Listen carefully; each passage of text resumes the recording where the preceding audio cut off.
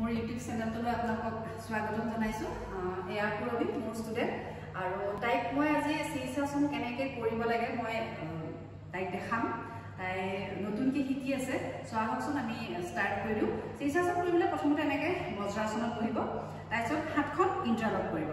হাতখনৰ গেপটো কিমানখিনি থাকিব এই কঁকালটোৰ লেভেললৈকে মানে এলবটো বাহিৰলৈ ওলাই যাব নালাগে হাতৰ মুঠিটো টাইট কৰিব নালাগে একদম ঢিলাকৈ আঙুলিকেইটা ইণ্টাৰলক হ'ব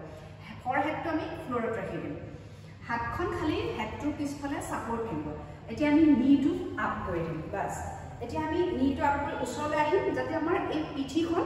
আমাৰ চিধা হৈ যায় এতিয়া আমি ইয়াতে অকণমান সময় ষ্টে কৰিম তাৰপিছত আমি লাহেকৈ যিমানখিনি পচিবল এখন ভৰি আমি 90 ডিগ্ৰী আপ কৰিবলৈ ট্ৰাই কৰিম গুড তাই অলৰেডি 90 ডিগ্ৰী উঠিছে এতিয়া লাহেকৈ জাম্প কৰিম ভেৰি গুড তাই ধুনীয়াকৈ হৈছে গুড এতিয়া আমি ইয়াতে ৰখিব ট্ৰাই কৰিম balance 1 2 3 4 and 5 very good এটা আমি জেনেকে কৈছিলো লাহেকে জেনেকে ডাউন কৰিম তাই একদম নতুনকৈ শিকিছে সো নতুনকৈ শিকিও আজি ইমান ধুনীয়াকৈ তাই পাৰিছে কাৰণটো হ'ল যে আমি সব আসনৰে